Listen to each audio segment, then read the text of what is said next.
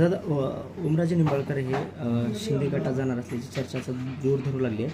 काय तुमचं यावर मत? माझं यावर एवढंच मत आहे की ही चर्चाच असावी आणि ही अफवा ठरावी.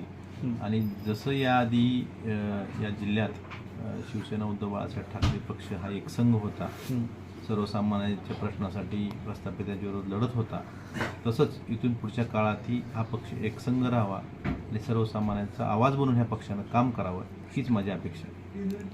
एक अशी चर्चा आहे की म्हणजे तृणमूल काँग्रेस फुटली, त्यानंतर सपा फुटली, इथं खासदार गेलेत, हे सगळं डिलिमिटेशनसाठी सुरू आहे की काय? सध्या जे चालले म्हणजे एखादा पक्ष निवडणुकीनंतर 14 दिवसात फुटतो एवढा कट्टर विरोध असताना सुद्धा, तर हे फक्त जे मागं डिलिमिटेशन बिल हे जे बहुमतामुळं त्यांच्या 2/3 मेजॉरिटीमुळं फेटाळलं गेलं आणि महिला आरक्षणाच्या नावाखाली ह्यांना जे पुनर्रचना करायची आहे ह्या उद्देशासाठीच भारतीय जनता पार्टी हे फोडाफोडी करते असं माझं नाही, सगळ्यांचंच मत आहे. लोकसभेत भाजपला म्हणावं तेवढं यश मिळालं नव्हतं तरी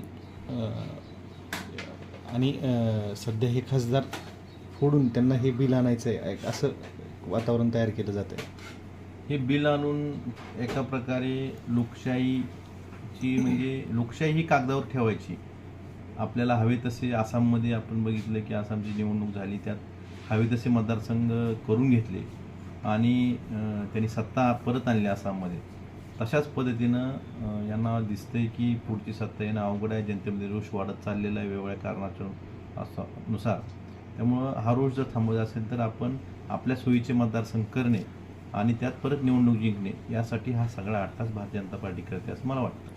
तुमची भूमिका काय असणार आता? मी कालही उद्धव साहेबांसोबत होतो, आजही उद्धव साहेबांसोबत आहे आणि उद्याही उद्धव बाळासाहेब ठाकरे यांच्यासोबतच आहे. दादा, राजकारणातील प्रसिद्ध जोडी म्हणून ओमराजे निंबाळकर आणि कैलास पाटील ही जोडी होती, ती जोडी आता फुटणार आहे आणि ती जोडी फुटू नये म्हणून तुमचे प्रयत्न काय असणार आहे? मी सुरुवातीला सांगितलं की ह्या ज्या चर्चा आहेत ही अफवाच असावी आणि पहिल्यासारखंच एकसंघपणे आम्ही उद्धवजी ठाकरे साहेबांच्या नेतृत्वाखाली या जिल्ह्यात काम करावं हीच माझी अपेक्षा आहे.